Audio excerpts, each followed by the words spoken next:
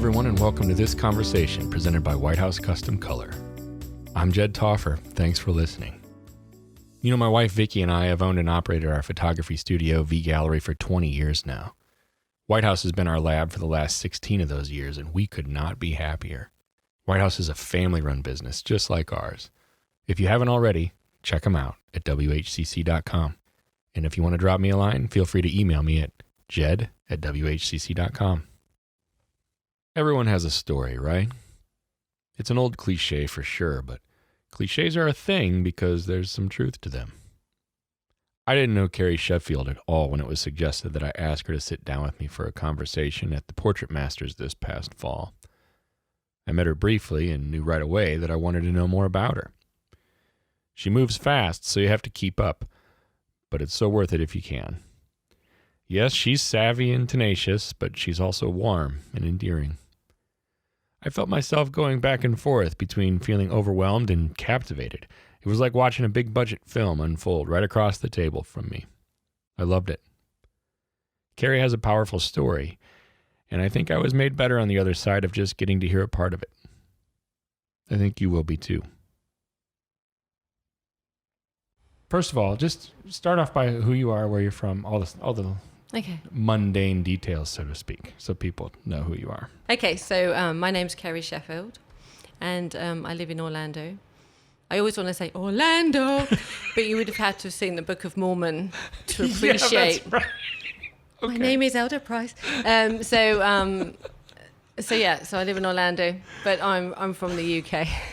I do. I'm going to think about that every time in my head too, when I say I live, and we live in Windermere. Yeah, right. But for me, Windermere is hilly and lakes, and it's in the Lake District of the UK. So it's funny because I post pictures all the time, and I tag Windermere on my Instagram, and there's a tourist board agency in the UK, Windermere, but I don't know if they realise that we have blue skies and palm trees, and they don't. They don't have blue skies there. No, they don't. No. So that's me, and I am a photographer of people, and I'm a mum of 3.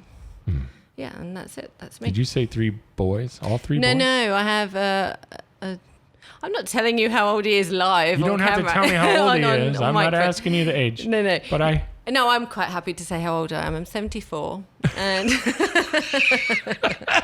I look really good. You look fantastic. That's Florida living. But, so I have a son and a daughter and another son. Okay, boy, girl, boy. Okay. Yeah, in the order. Yeah. Mm-hmm. And photographer for how long? So I took up photography when my 15-year-old was about 18 months old. I'm a fully trained florist. I had an events company. Mm-hmm. I have changed my career. This is why I'm 74. I changed my career at least 3 or 4 times. And so when he was born, I sold the florist shop and event company because, I had 3 very young children and it just wasn't practical. And sadly, though, I sold it well, but it was really hard to let it go. And I'm not someone to sit around and not do anything. So I went back to college. I think, I was about 32. I went back to college to do black and white film photography. So, and that was it. And I think he was probably 3 or 4 when I suddenly started to receive checks for taking photographs. So, yeah. When you were getting paid, finally. Yes, that's it. And, I never intended to. My original background is in advertising a long time ago, back when TV was black and white, and not that long. Of course. And I was in advertising, and I very much had photographers on a pedestal. Not everyone became a photographer. Mm-hmm. And so I never imagined I would be, and I would be paid for it. So, it was, I think just my sales and marketing background and just the person I am actually took me into the world of photography and being paid for it, becoming a professional. Yeah. The person that you are, right? You just said the person that I am. Jed's looking at me really funny, like going, he's got a secret. He knows I'm a raving loony. Well, that's why we're talking, right? Yes, But who are you? Who is the person that you are? It's funny. I think throughout my 20s, I apologise for being the person I am. You did? Yeah. I left home when I was 14 years old, and I stayed at school. But then I was independent and, looked after myself and confident and noisy. You left home when you were how old? I was, 14, 15 years old. How do you do that? How do you... I don't know how a person would Well, do it was that. just circumstantial. Right. So, Not the why. I'm not asking for the why. No. But like how? Like where do you go when you're 14 or 15? Well, I went with friends, and then I shared flat with friends, and then Okay. I would go to school, and I would work after school in restaurants and things like that. And, Okay. It wasn't easy. No, it sounds very difficult. But then when I was about 16 years old, I moved to Cornwall, and I had a flat down there, and I worked in a hotel, lots and lots of hours in a hotel. And I pretended I was Cornish. I could put the accent on for you. Would you like clotted cream with that, sir? And then, because I had to. And You had to pretend that you were Cornish? sometimes. Only to the American audience, because that's what they pay for when they bought their scones. Is that right? Yeah. Okay. So I don't like that was actually a requirement. I know. I was told by my management that they would prefer I put on the accent. Okay. Yeah. And after a while, I'm actually somebody that picks up people's accents. Right. So You can do that. I probably did it much better than I just did it. And I was very young, and I was a budding actress. So I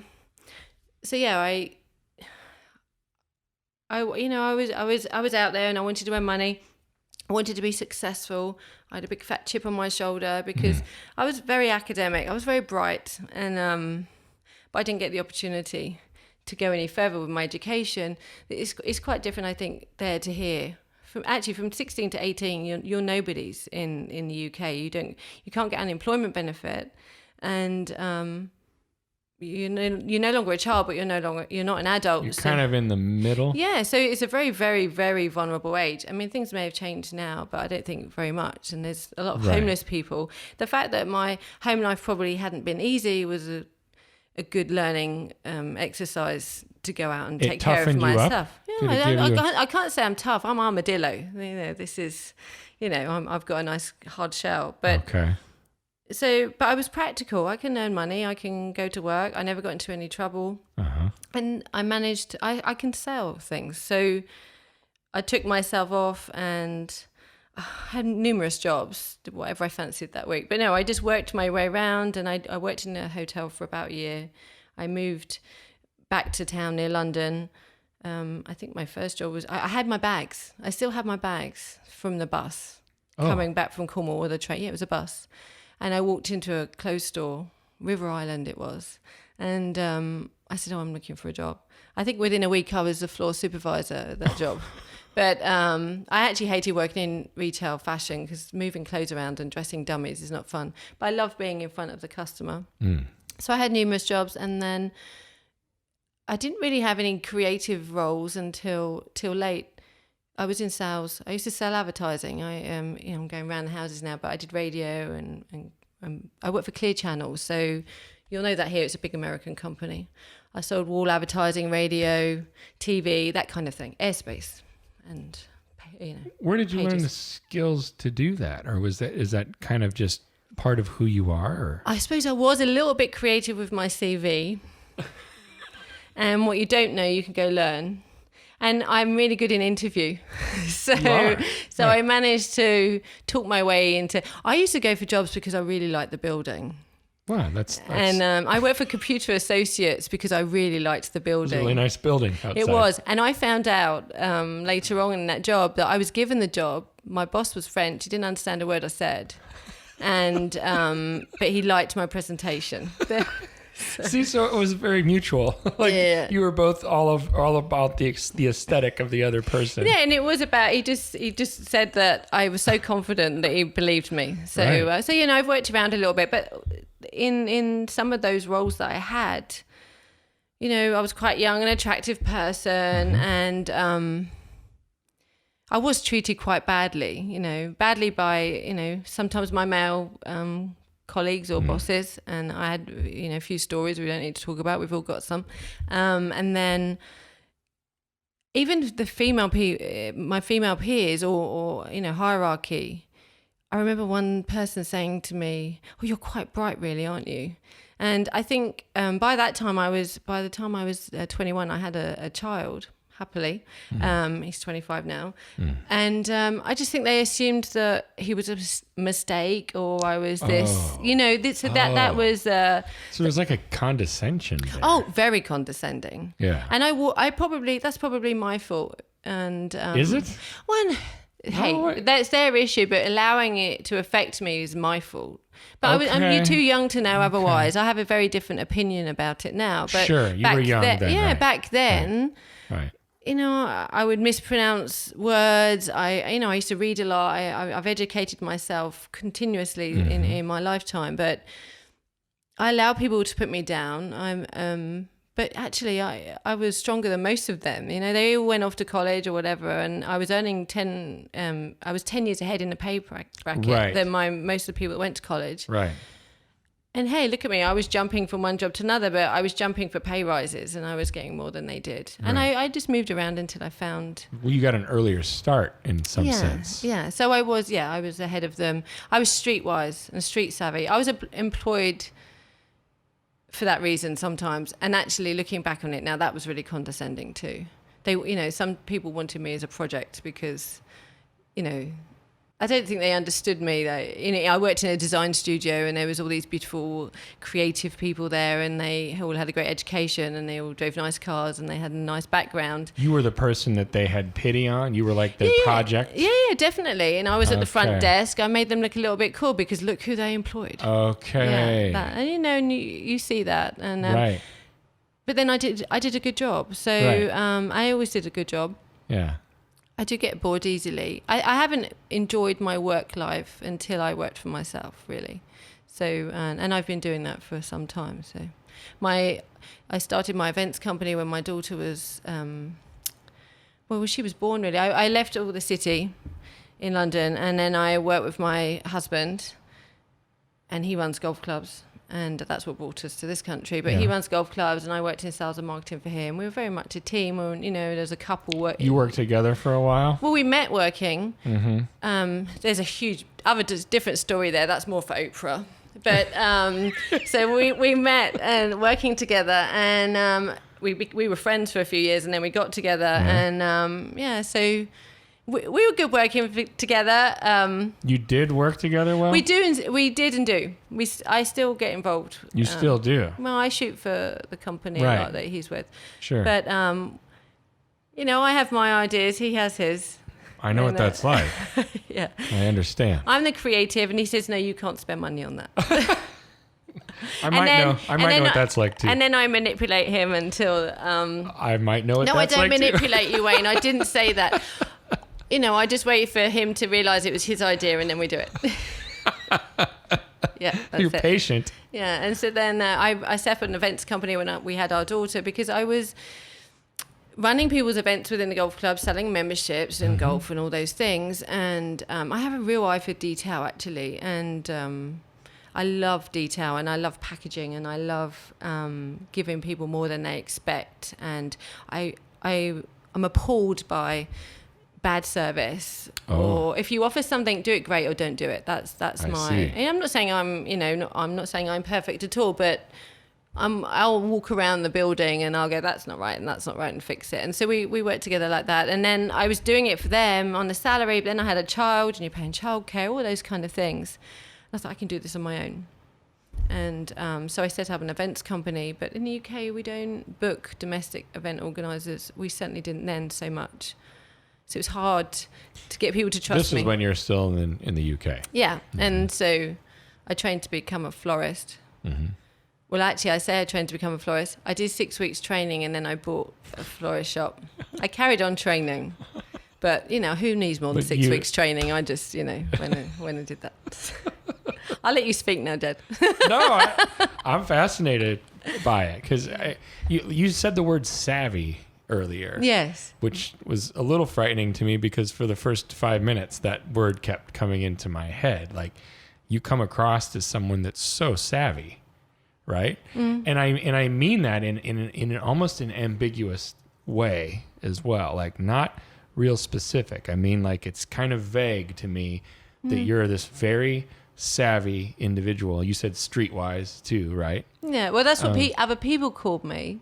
But I can get lost.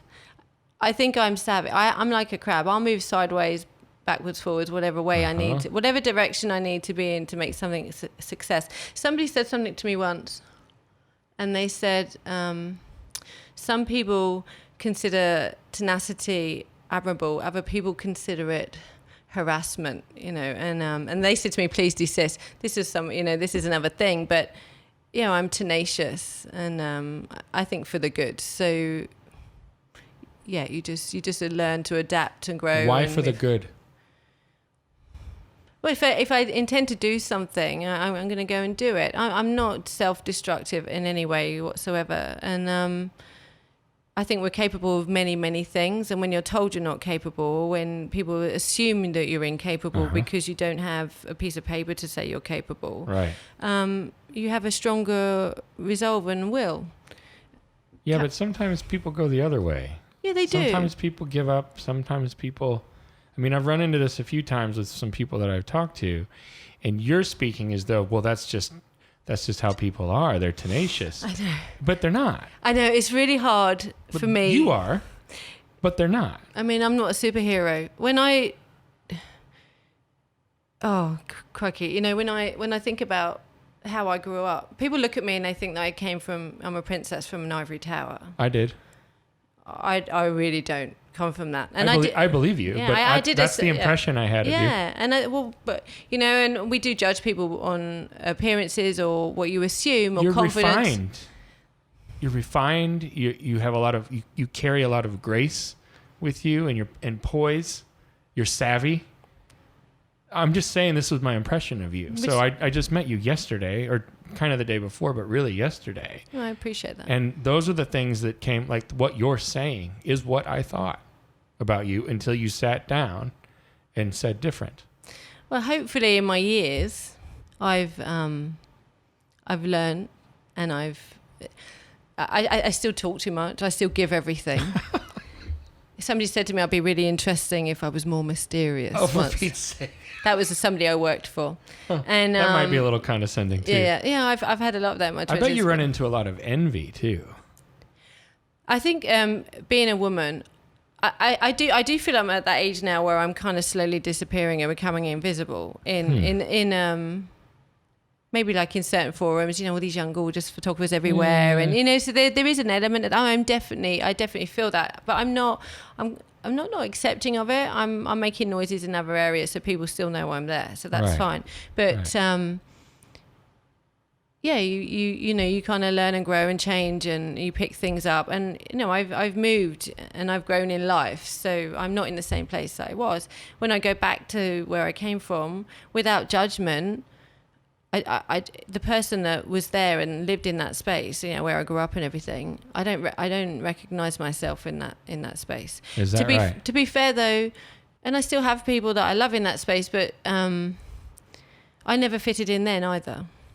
So I never felt like I belonged in that place. I didn't belong at school. I didn't belong at home. I didn't belong in any of those spaces. So I don't know what it is that makes me more resilient or makes me get up and brush my knees off and just go, okay, I have bad days, but that's all it'll be. And then I just get on with it. I think I was surrounded by people that, for whatever circumstance, life got the better of them, and I don't want to be that person. I'm definitely a positive over negative person. You seem very merciful too. I read recently, I'm a Capricorn, and I don't read my horoscopes, but I read recently you can punch a Capricorn in the face and don't worry, they don't need to forgive you. They didn't pay any attention or something like that. It's like, you're already forgiven. They say that. I mean, I do forgive. I mean, I said to my son recently, and we were talking about personalities and stuff. Maybe I shouldn't have said my son, but yeah, I did. I said to my young son, when you hold things against people, the only person it hurts is yourself. Mm-hmm. And just do not limit yourself from feelings of happiness and joy by holding judgment and resentment. There is a point in life where I won't retaliate or seek revenge, but I'll quietly back away, and you don't have to be in my life anymore. Well, I was struck. The mercy piece hit me when you said that I can go back, and I didn't feel it. I felt out of place there, but you said without judgment. Yeah, I don't want people to think that I'm sitting on a wall now and looking down on where I came from, because I don't belong there, and I wouldn't be comfortable there, and I would, I'd probably stick out like a sore thumb, not by appearances, but just by who I am. Right. And I was very judged. I was very judged. You know what it's like. I was judged so bad. I got beaten up so bad when I was at school because I did well, and I didn't have any money, but I took care of myself, and I was a different person, and so I was judged. But hey, we all make jokes about people and everything, but I don't have time for that. How do you pass those qualities, all the good things about you, that and some of them came from hard times or difficult places, right? How do you pass those good qualities along to your children, given that they don't have the circumstances to draw that strength from like you did? I think it's been quite easy, actually, in some respects. Since we've moved here to America, we have a very nice life. I mean, my husband and I both work really hard. He works exceptionally hard. Right. And they know that. Mm-hmm. And I remind them. We live in a very nice bubble. Mm-hmm. We're not millionaires. It's not easy for us to do everything that we try to do for them. Right. I constantly remind them. I'm very human. So you're talking to them. You're communicating. Not even that. They know where I come from. I'm imperfect, and they see my imperfections. Yeah. They hear about them, and I fail often. Whether it's just by being who I am, and I say I'm sorry. But I am a human being. If I've shouted at my kids and they're at that age now, they're like, you can't shout at me and this is wrong or whatever. I'm like, you know what? You're right. It's hard for me because I don't know any different. Yeah. Well, I do know different. I know how to be, but I can do that, and then I can sit down and I go, I'm really sorry, but actually this is why, and I didn't know how to handle that very well, and blah blah.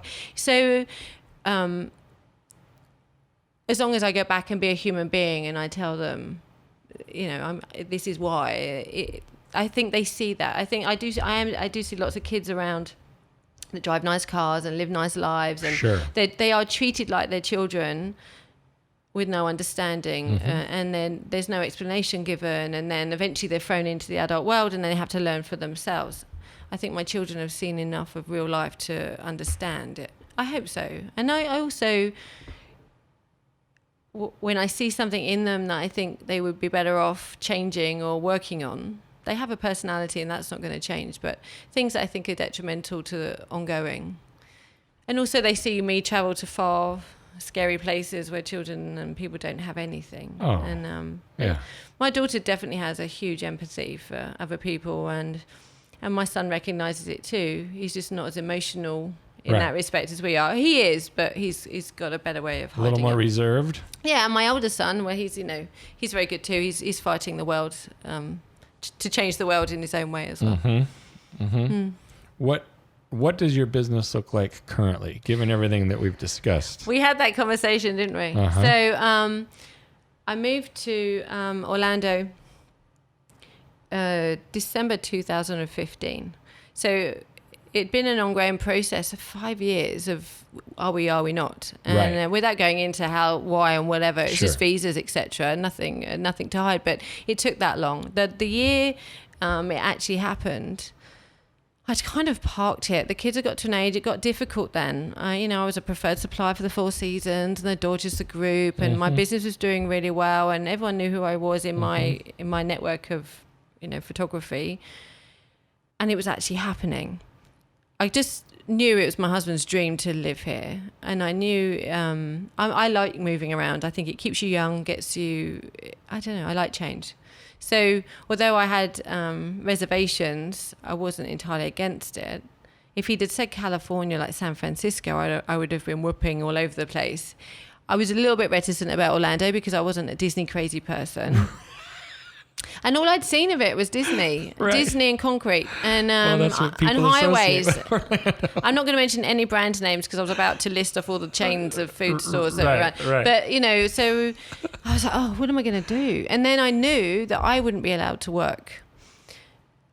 So I had so much to do before I left and everything was happening, and I got here and I was so exhausted from the move. It was quite tumultuous to just get here that I took a time out, and that was nice not to have an editing list. Actually, I think I moved here with a long editing list to finish off, but then I threw myself completely into another project. And I just got to know everyone in Orlando. I just got to know people. And I'm not going to sit at home tapping my fingers and being mad at my husband when he comes home because I'm bored. And I took up tennis despite saying to him, I'm never taking up tennis. I have a job. And I did that. And but I don't think there's anyone I don't know. It's quite ridiculous in the time that I've been there. And I settled in quicker than anyone else. Sure. And in terms of my business, while I wasn't shooting any like families or ladies or any of those things, I started to take myself off and shoot for charity, but abroad. So I went to Rwanda, and I, on my own steam, paid for my own trip and photographed these kids from Rwanda and got very much involved with that charity.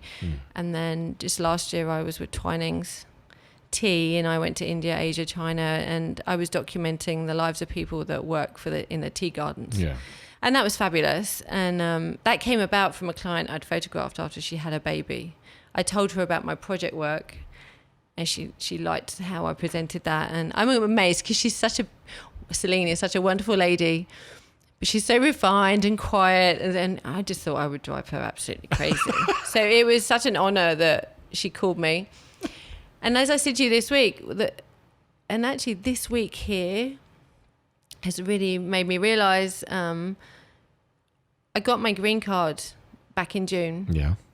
After lots of tears and disappointment and frustration and realizing how hard it was not to have it, because I love my independence. Bear in mind, I've been earning my own money since I was 14.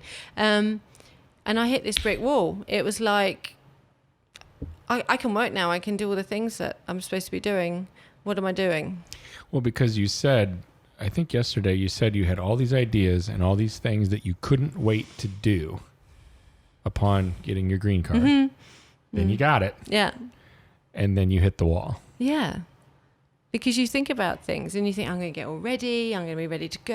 Right. And I'd killed all of my social media off and things like that because you're so scared. You know, go and photograph my friend because she asked me. I'm not getting paid for it. There's nothing in it for me, and I'm doing it because I live there and I have a camera. You take pictures of your friend. It's not your job anymore. Right. You're just there. So I'm afraid of upsetting anyone.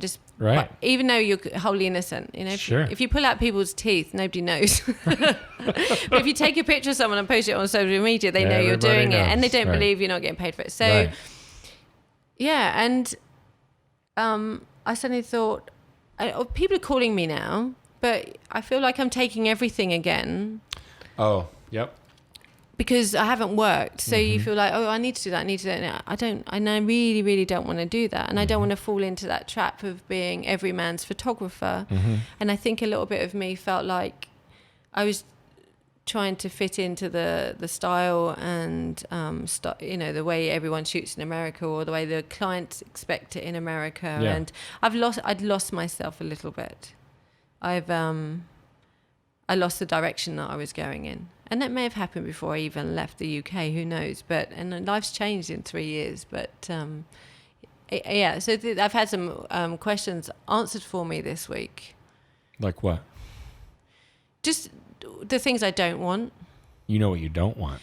Yeah, absolutely. And I think when I talk to brides, it's funny or whatever. I don't want big weddings anymore. I know that much. But when I talk to brides and things, I always say, tell me what you don't want. Yeah. Because it's much easier to say what you don't want than to say what you do. A lot of times, yeah. Absolutely. I love taking pictures, Jed. I really do. And I think I'm quite good at it. I don't think I'm a master photographer. I think I'm a master of people. Oh. What do I do with that? And I'm still in this week, I picked up a red ribbon because, and then it was ripped off of me because I think before the conference even started, I probably knew 95% of the people in the building. And I have a photographic memory. So if I seen your face one time on Facebook, I know who you are. So I'll just come up and I'll go and say hello. Even if you've never met them in person, you've seen them on Facebook and then you... Yeah, I say hello. I talk to strangers anyway, and but I'll know who they are. I'll know what work they did. It's not like I spend a long time looking at everybody, but they may have made one comment and it stayed with me, and I know who they are. So I'm great at talking to people. I love putting people together. I love taking people's stories, and I do like to take pictures. But I don't know, I think that's a little bit secondary to how I enjoy people's relationships and their stories. So I'm kind of working on that still. Are you in the process of finding out what you want? I think so, a little bit. I don't know what to do right this second. That's what I mean. Like, you're in process. Yeah, but discovering it. I think so, but I don't know if there is any hole that I can peg myself into. And actually, just answers become clear when I'm sat here, right, verbalizing. I wanted to be a journalist. Mm-hmm. There was a journalist. I don't know if the American audience know her. They must be. She worked for the BBC. Her name was Kate Adie, and she was a war journalist. And I was in the Army Cadets. I was the first girl that they allowed into the Army Cadets in the UK. And I wanted to go in the army, and I wanted to go and tell people stories or take people's stories. And I wanted to be a journalist. And I almost feel like that's who I am. I'm a journalist. That's as a photographer and a storyteller. Mm-hmm. I don't want to go and work for some newspaper and tell horrible stories, but that's who I am. So if I could get paid to go and see someone, interview them, take their story, take their picture and share that, then that's what I want to do. Well, that sounds like a wonderful experience that you could offer. And I have done it. I mean, actually, sadly, the people that I've done that with are people that are terminal, and I've done it for their families. All the more important to do it. But it's not something that you want to. I've done it because I love the people, and I'm not because I never knew the people that I interviewed. They were strangers to me, but I did it, and it was just a thing that happened. And I know I've done projects where I've interviewed strangers, 50 strangers, 50 day, and it was wonderful, and people love to read it, like Humans of New York, that kind of thing. Right. No, I did mine first, though. My first you were one. Before that. Well, because everyone was doing 365 projects, and I felt like I bought a 50mm lens that was manual focus. Yeah. And I thought, I need to learn how to use this, otherwise my husband's going to go mad. I've just wasted like $1,000 because I do that sometimes. And it came out of my business, not our home income, but it's still $1,000, and I'll never be rich because But so I did that. I didn't realize how much work it was, because every night I went home and I uploaded the picture and I uploaded the story, and I did it for 50 days. It's longer than you think. Mm-hmm. And I did that when I came to America. But other than writing books and publishing books, which really, there's not a huge daily income coming from that. And typically, right. Yeah. So how do I manifest that? So that's what I'm working on. You're right in the middle of it. Yeah. I feel like. I do too. I feel like I'm just sitting on the edge of this thing that, and people trust me, and crazy, isn't it? It's not. If there was a visual, you can see my face like the crazy loon in front of me. Right. And everyone's came up to me and, you've taught me this. I've learned this, and because of what you said, and that's what you said. And I don't realize I don't feel like I know anything, but when I meet people, I feel like I know everything about them. Even Felix Kuhn said to me once, "Stop looking at me because you're just in my head." He won't admit to that. He'll be, another story, Carey Sheffield. But he did. And it was just like, I could feel like this tension on him when he was doing a workshop. That's how I met him. And I felt like everyone was in his creative space. And I went, I think we should all just back up a minute and let him have a little think. And he just shot me this look. And he was but I feel like that's why when I meet people, I can...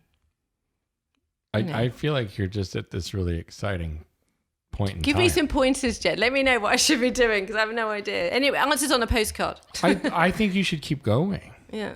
Like stay on this path of discovery, I guess, is what it seems to me like, because it's there. Like you said, you're kind of on this precipice, like on this edge, and I think you are, but you still have the option to like essentially fall off the precipice and like, I guess, give up. I don't think you're going to do that, but people do that. They do, because now I feel like I'm, and Sue would supervisor would tell me off for saying this. And I know I digress all over the place. I'm so sorry. If you have to edit this, it's going to be an editing nightmare. But I know I set up my own podcast and I haven't done it because the editing's a nightmare. But when I'm here this week, I've met so many incredible, amazing people. Yeah. And the skeptic in me would say, oh, what a wonderful financial enterprise. I applaud it. I'm not somebody that has an issue with that. And, I've been with Sue since the beginning. I'm not like a card-carrying Sue Bryce person, but I believe in all of her values and all of her work and what she does. But then there are people that just want to know what the size of the couch is and all that kind of, you know what I mean? And so they're true. just like, Right. and they can't, and maybe they'll find their way, maybe they won't, and move on to another thing. I think I've kind of lost my train of thought here, but I completely have. Well, that's not who you are. You're not the how big, how far, how much. No, so actually this is where I was going. God, I'm so old. It comes back to you. It won't soon. But every time I felt like that or had a moment like that, Sue would get up on stage and she'd reach right in and she'd say something. Yeah. And you go, oh shit. She's right. Yeah. And about resistance and about this and about this. And so there's a person in me that feels like I really want to pay for my daughter to go to college. Yeah. And there's the other person in me that wants to feel fulfilled. And not still be reaching. I'm definitely at peace in myself, which took a long time to get to. And I didn't know what that looked like until you stop looking for it, then you realize. But there's something that I should be doing, and I don't quite know what that is yet. So that's the thing. That's very deep. Or maybe this is Oprah. I didn't expect it. Sorry? I didn't expect it. I didn't expect you to be at a place where you were in process, but you are. Well, I could take the easy road, couldn't I? And I can go home and I can fix up my website, and I've written a list of the things I want to do to shoot and not to shoot. Is that the easy road? That's the easy road, because people know. What's the hard road? But then? people know what I want to do for a living. People know what I do for a living. Right. People want me to take their picture, and people are asking me. Yeah. I definitely don't feel like I'm the best photographer I can be right now, and that's not to say that I can't be that person, but I'm definitely not that person. Okay.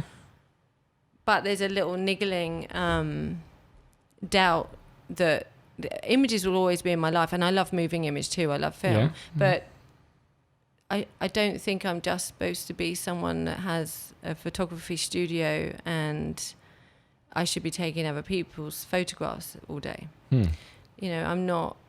Yeah, I don't think that's who I'm supposed to be.